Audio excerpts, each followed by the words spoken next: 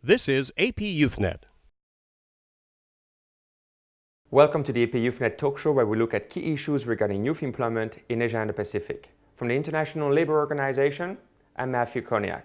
Today we will talk about the situation of youth employment in Vietnam.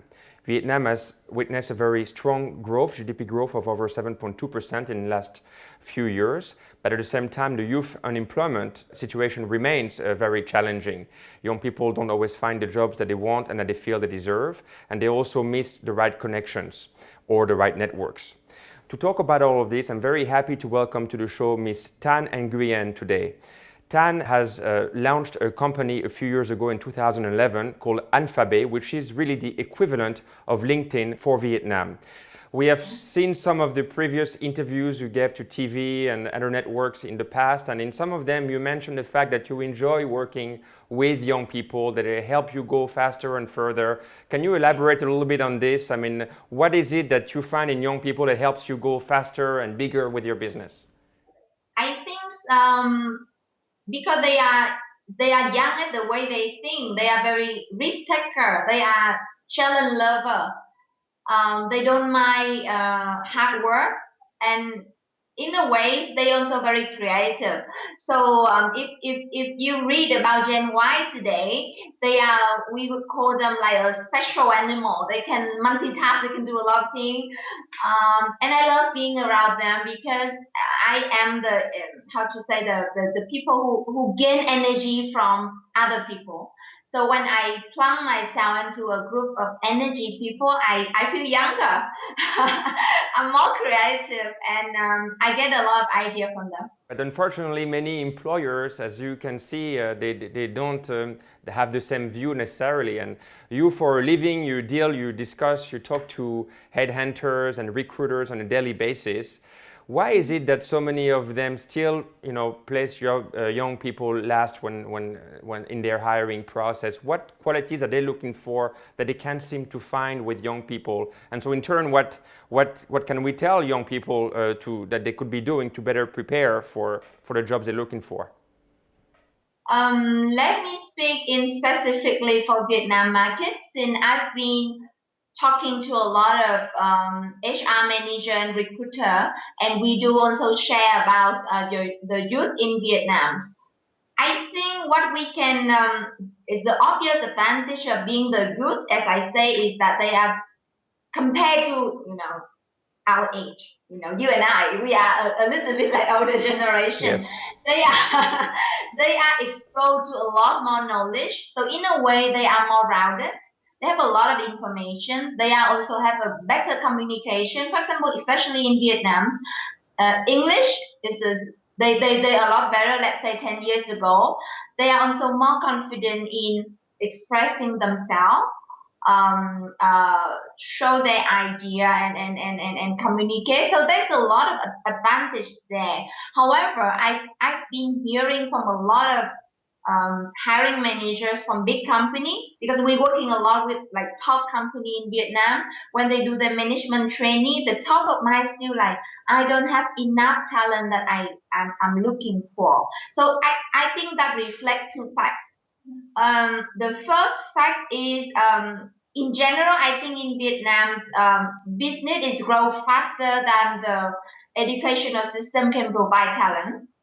So I think it's potentially obvious in some developing country like Vietnam.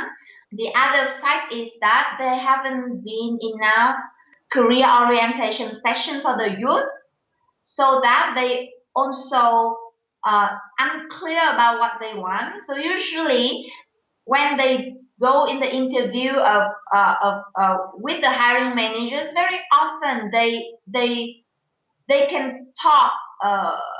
They have the ability to talk, but the substance in what they share about their career direction is unclear. Another thing is, I would say, the attitude issue among the youth. What they say is very much about what they can get for themselves. Why is being practical from the company? If you are the recruiter, the first thing you want to hear, or the first thing you also need, is what you can do to contribute to the company. So through that, the company can train you, it can grow you, and then to a certain level you would be successful with the company. So I think I'm not saying there is something wrong with Gen Y, but I think they would talk more to the people who are already working so that they can adjust the expectation and being more practical. In the next year and a half, the ASEAN Economic Community will open its doors principally to hire skilled workers from across the ASEAN region. That means of the 600 million people in the ASEAN, a number of highly skilled workers will be able to come and work in Vietnam if they have the right qualifications. How do you view this opening? How are people in Vietnam, your colleagues, your networks view this? Is it an opportunity that they're looking at? We've been recently talked exactly about that, and I find that the awareness of that has not been high in Vietnam. So when we talk about in 2 years, like like skilled worker across Asia no longer need work permit, they can go here, and then a lot of people doesn't really aware that, or as well as the impact of how that can add benefit or in a way bring some risk to their business. But I personally think it's a positive thing. Is there any challenge, but also any recommendation that you'd like to brief young people? And I'm also thinking of young women, because like yourself, you have decided to come and create your company. I'm sure that it has not necessarily been always easy to, at the same time, raise a family and create a company. Any advice to young women becoming entrepreneurs or coming into the labor market, or really to young people in general? I see a very clear trend in Vietnam that for young people, when they have a very different expectation about the first job. For us, the first job would be something that I really want to like devoting myself, because that is so important for the next 30 years of my career. But for younger generation, it's just part of the experience, and to their definition, the first job, they could have the first 10 jobs. Each of the first 10 jobs could be 3 months for them to explore, should I fit in sales, should I fit in marketing, should I fit in NGO, for example. Why my advice for them always be, please don't wait until you graduate to define this to find the answer for this question, where you belong to. You have 4 years on college to define that. And while you graduate, you need to have a clear idea of which kind of activity, I don't say job because you don't have experience, but what kind of activity that inspire you so that you can work, day and night, devoting for that job and contribute to that company so that you can grow.